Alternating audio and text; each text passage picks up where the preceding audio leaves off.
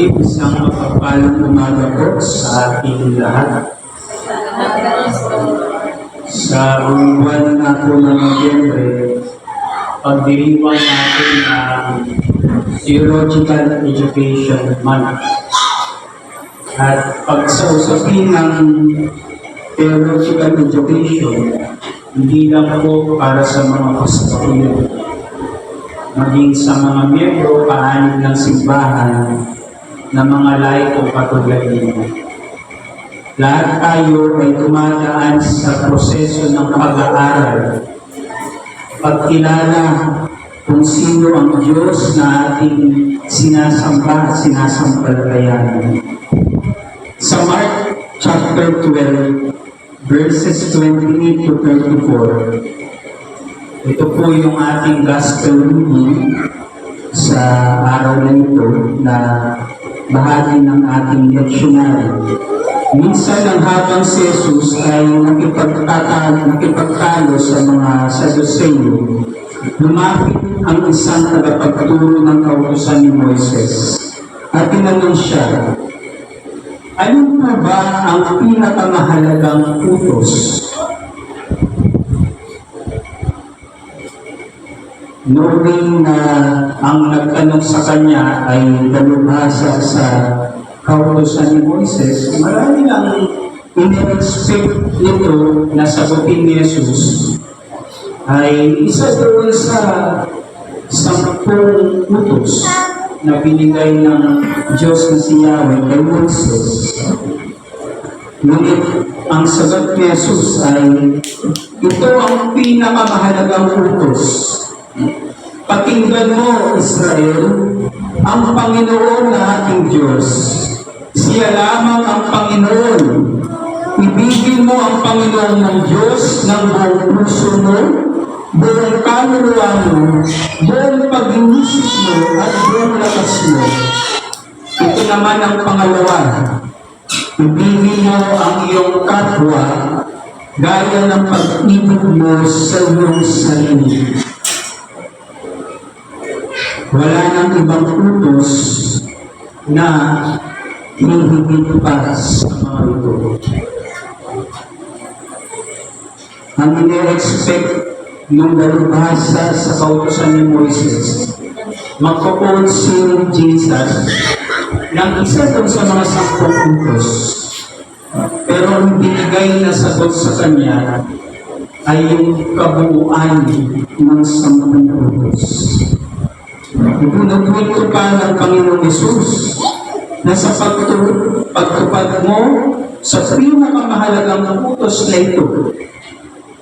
Kasi bagamat dalawang bagay yun, iisa lang yun, mga kapatid.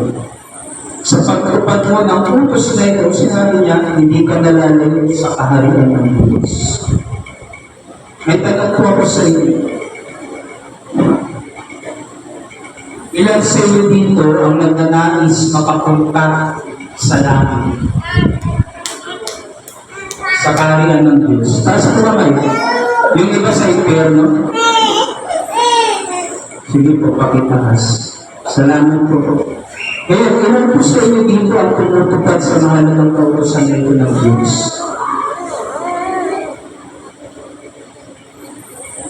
Marami tayo sa atin, halos lahat gusto pumunta sa langit.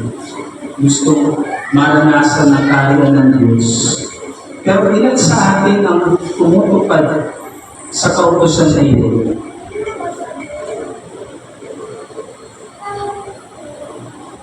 Para tayo ay hindi malayo sa kaharian ng Diyos.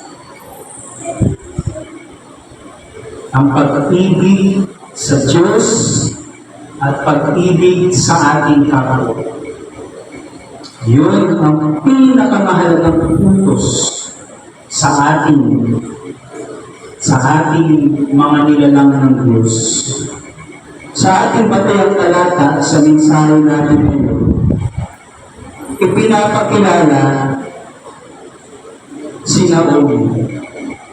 Ang kanyang asawa ay si Elimelech. Pareho silang Israelita na taga-Bethlehem sa Judah. na lumisan doon dahil sa matinding kagutuman na nararanasan doon sa panahon ng mga hukumpaang namumuno sa Israel. Pagkatapos kasi mamatay ni Josue, wala nang pumalit na mamuno sa Israel. Kaya yung mga tao gulo-gulo at tumatawag ang Diyos ng mga hukom para sila ang siyang mamuna doon sa bayan, sa kanyang bayang hinirang. At dahil bago pala sila doon, talamak pa rin yung tribal wars na tinatawag. Agawan ng teritoryo, sakupan ng mga lupain, at pagpatay para magwagi at maitatag ang kanilang kaharian. Dahil sa matinding hirap na nararanasan nila doon sa Bethlehem, nagpasya ng mag-asawa na pansamantalang nanirahan sa Moab. Kasama ang dalawa nilang anak, sina Malon at Kilo. Sa paglipas ng panahon, namatay si Elimelech, na byuda si Naomi. Sa patriarkal na lipunan ng mga Israelita, ang byuda ang isa sa mga sektor na kahabag-habag ang kalagayan. Bakit? Sapagkat ang buhay nila ay nakatali at nakasalalay lamang sa kanilang asawang lalaki o di kaya sa mga kamag-anak nilang lalaki. Swerte kung meron silang anak na lalaki at yun ang magtatalunod sa buhay nila kapag nawalan ang kanilang asawa. Dumating din ang panahon na ang kanyang dalawang anak naman ay nakapag-asawa ng mga Moabita, sina Orpa at si Ruth. Sa batas ni Moises, mga kapatid, may higpit na pinagbabawal ang pag-aasawa ng ibang lahi. Deuteronomy chapter 7, verses 3 to 4.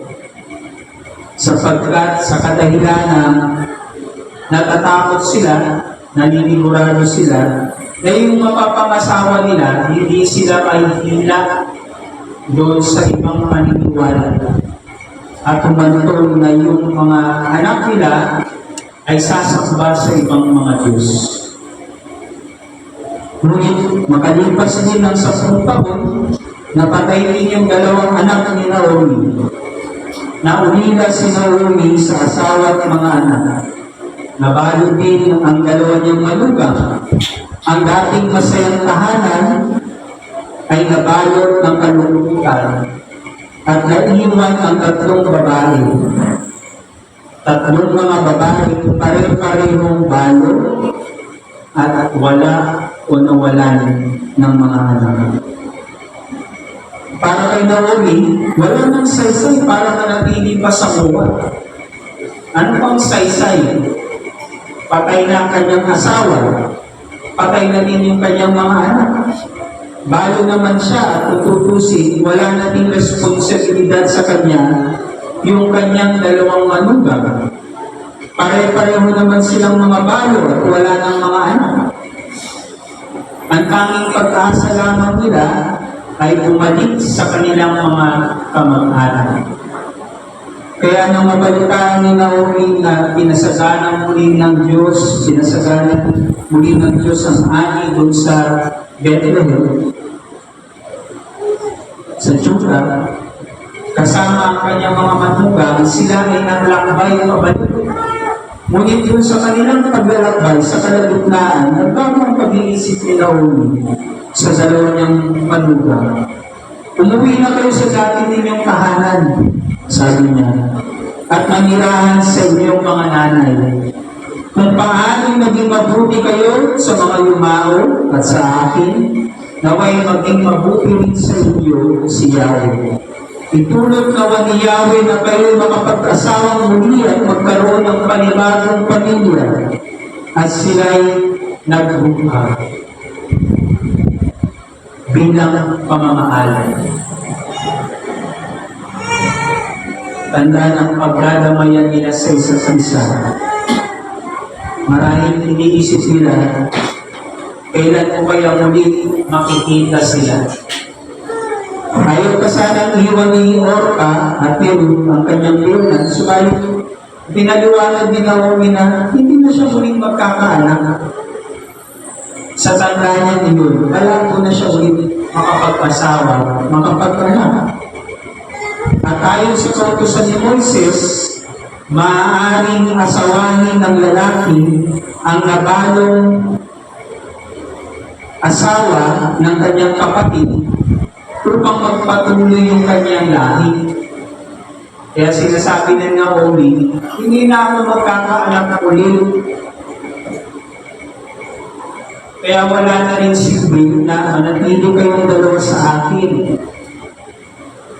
At kung magkaanak man ako, hindi nyo kakayanin na hintayin pa silang lumaki para mapangasawa. Ang tawag po doon, literate marriage.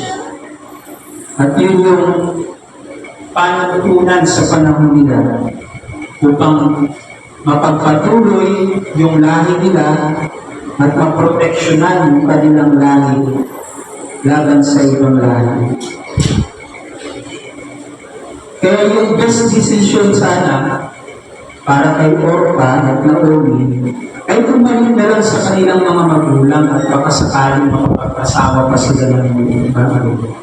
Si Orpa, tinanggap yung suggestion ng kanyang biyanan. Pero si Ruth, hindi.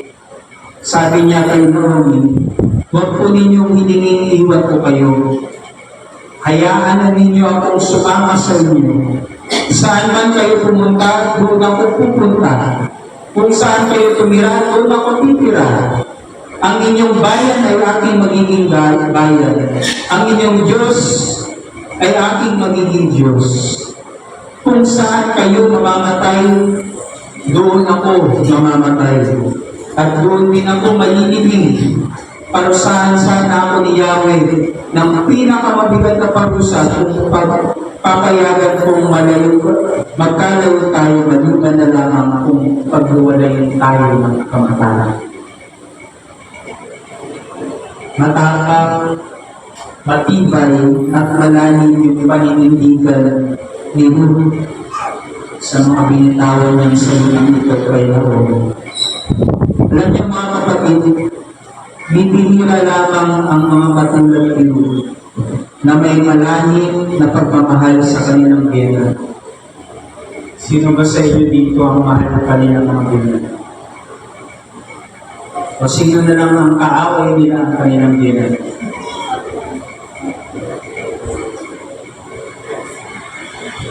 Madalas kasi matinding magkaaway yung manugang at saka yung biyanan.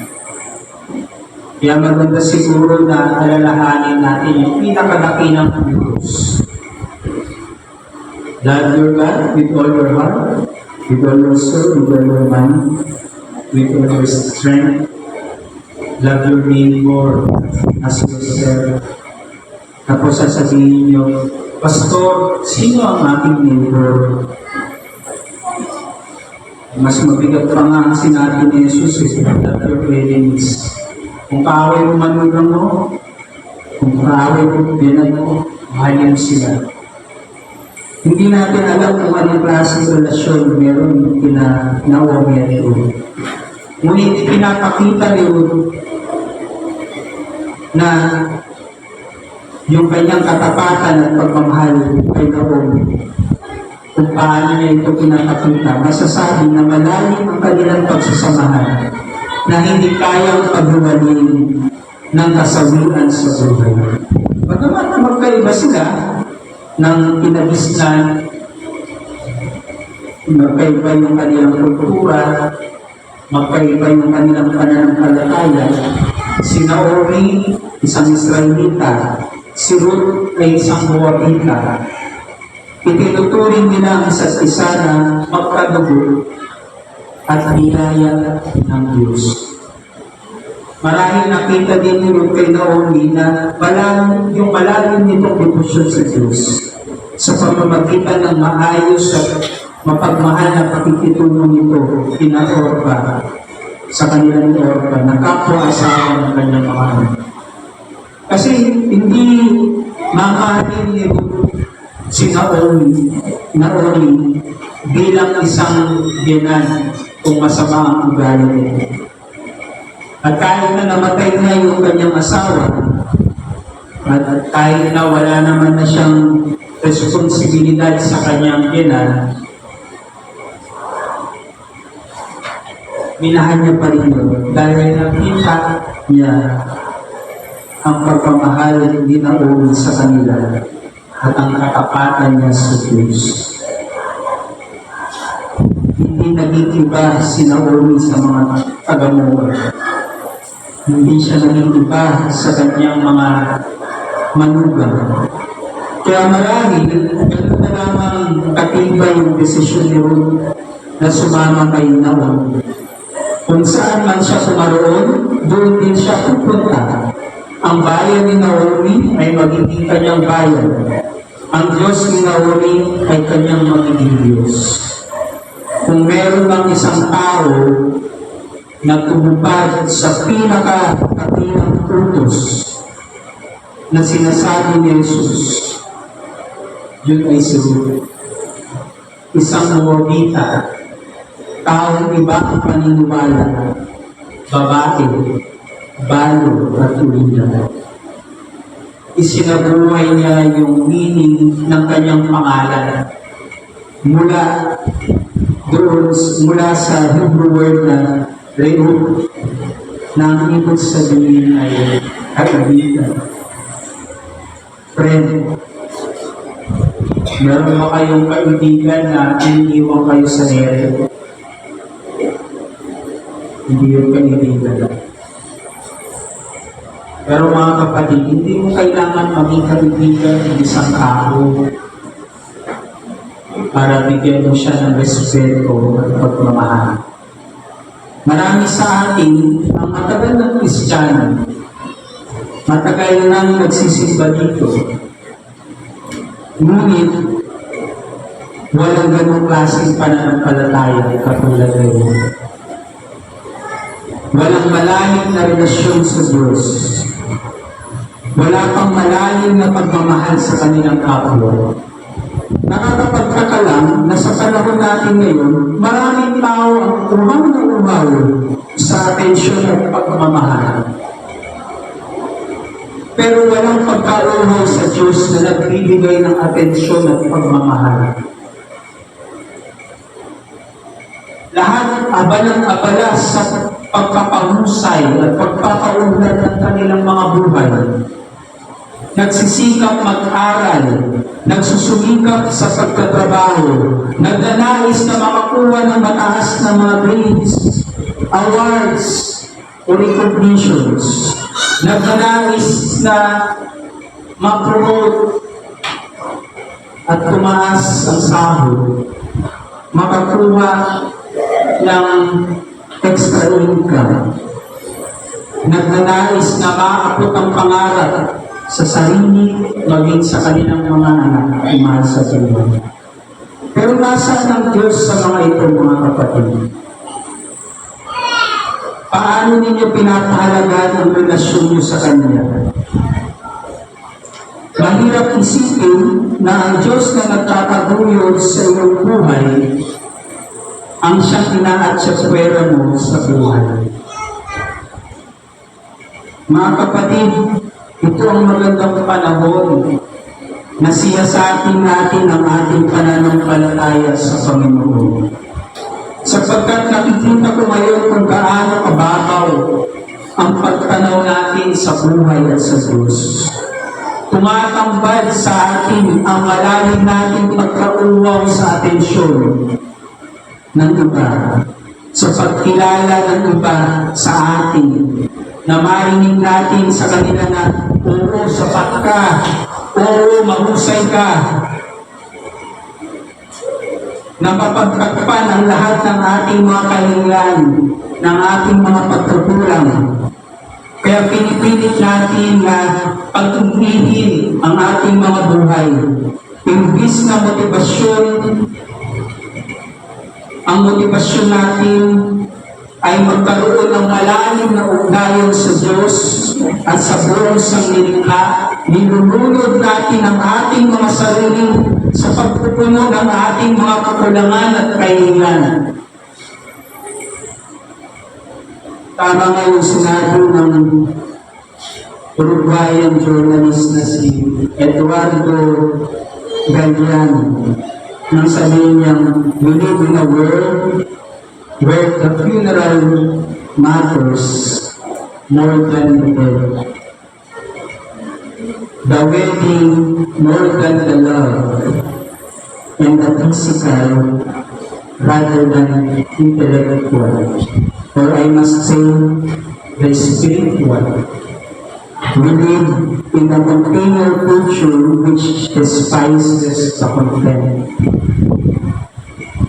Totoo, maraming mga tao ang wala ng lalim sa buhay. Walang konsensya sa pag-iisip at paglaban.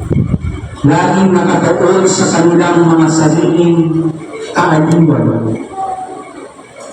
at kawalan. Kaya nga patok na patok sa ating panahon ngayon ang self-care. Di ba? Self-care. Laging inuuna ang ating mga sarili kaysa sa iba.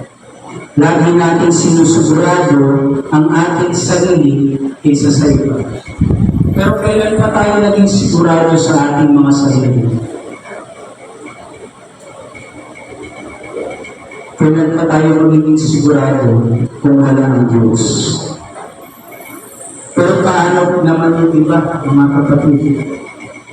Lagi tayong self-care, pero naisasantad mo natin na kasing halaga rin ito yung caring for one another, caring for each other, bearing one another's in love.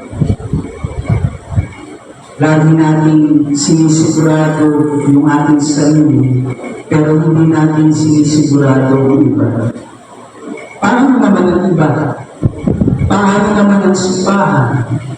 Paano naman ang Diyos na lagi natin nilalagay doon sa pinakagulo ng ating mga priorities? Okay lang sa atin na maabala ng ating mga trabaho, ng ating mga tungkulin sa labas, ng ating pamilya, ng ating pag-aaral.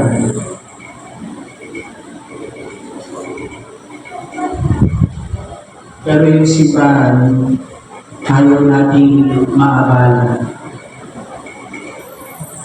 Okay lang sa atin na ipagpaliban ang ministeryo. Huwag lang yung trabaho. Huwag lang yung pamilya. Huwag lang yung ating pag-aaral.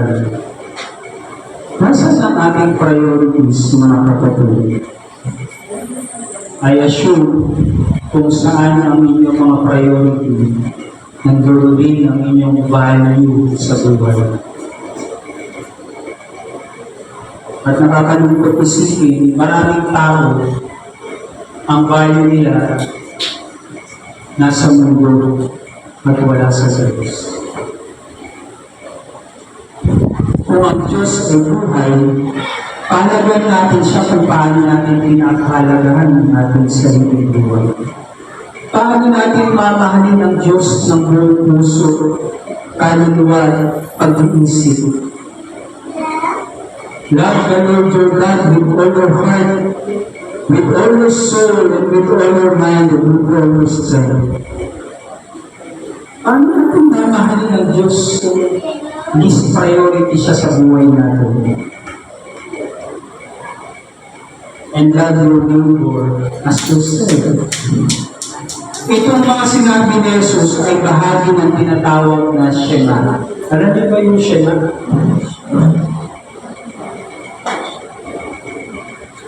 Hindi yung kinakain na show ba yun? Shema. Ito yung panalangin ng mga Hudyo araw at gabi. Sa lahat ng oras, nire-recite nila ang panalangin ito upang ipaalala sa kanilang mga sarili ang pinakadakilang utos ng Diyos sa kanila. Ang mahalin ng Diyos at mahalin ng kanilang mga kapwa. Shema means to hear, to do, to act.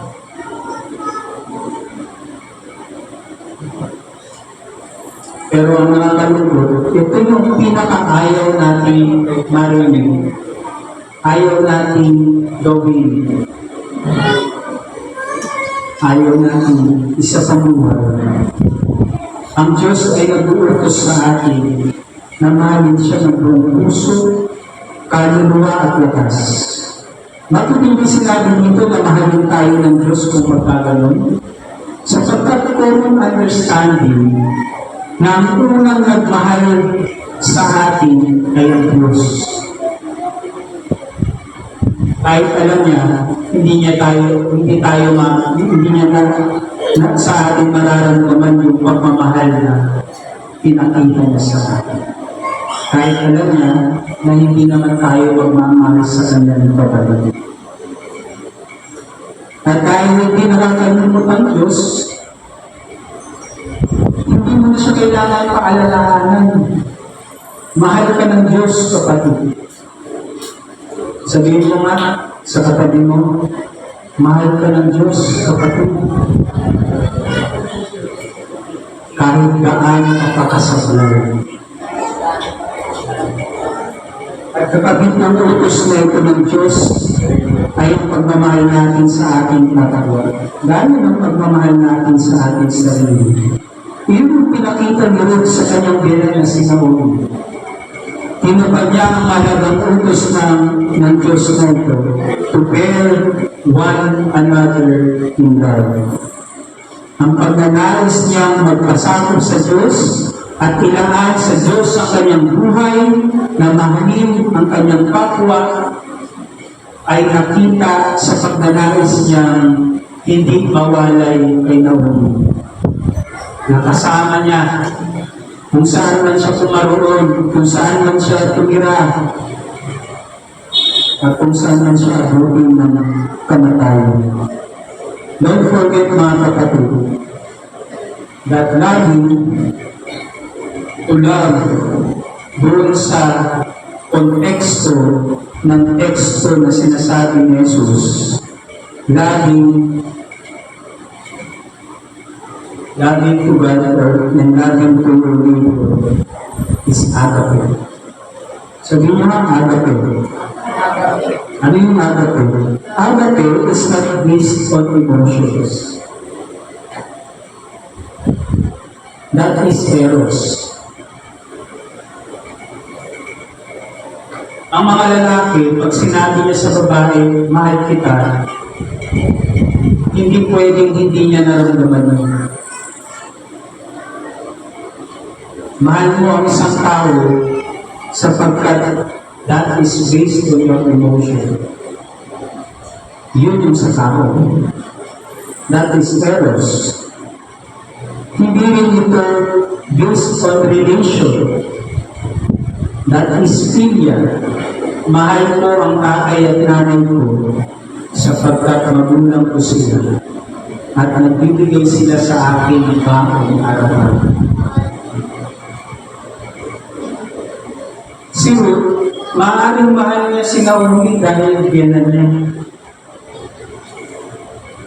Pero nung namatay na yung kanyang asawa na anak ng biyanan niya, wala na dapat siyang kaugnayan doon. Wala na siyang responsibilidad. Yung pagmamahal in Ruth kay Naomi is more than emotion and more than the relations. It's agape. And agape is always based on decisions. Laging base sa ating desisyon. Every moment of our lives, we decide or the other. We choose the least, the last, and the left out. So, bagamat bali, bagamat umina, hindi niya hinayaan na maranasan ninyo yung kanyang biyanan na bago at umirating katulad niyo. Mga kapatid, kung mahal natin ang Diyos, piliin natin mahal siya araw-araw. Not based on our emotions. Hindi kapag may gana lang tayo. Hindi lang pag-komportable tayo o okay sa atin. Hindi lang pag may sobra tayong oras. Hindi mahalin natin siya. I-priority natin siya. Unahin natin siya sa lahat ng aspeto ng ating buhay. At kasabay nun, mahalin natin ang ating kapwa. Kung paano natin minamahal ang ating sarili. Or I must say, kung paano tayo minalal ng Diyos nang higit pa sa pagmamahal natin sa ating sarili. Doon natin may sasabuhay at matutupad ang pinakatakinang utos ng Diyos. Alam niyo, ang ironic lang na ginagamit natin yung gospel, maging yung commandments ng Diyos to show Him.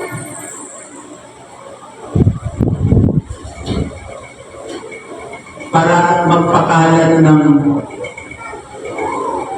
pagkamuhit sa ating katawhan. Kasi Jesus mismo pinaliwanag na ang ugat, punot-puno ng lahat ng mga bagay nito ay pag-ibig. Gusto niyong mahalin ng Diyos? Gusto niyong tuparin ang katinang utos ng Diyos?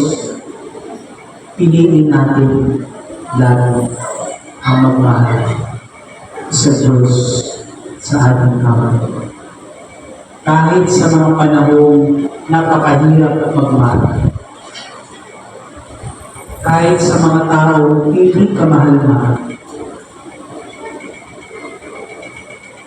Kahit sa panahon na wala na tayong maibibigay na pagmamahal.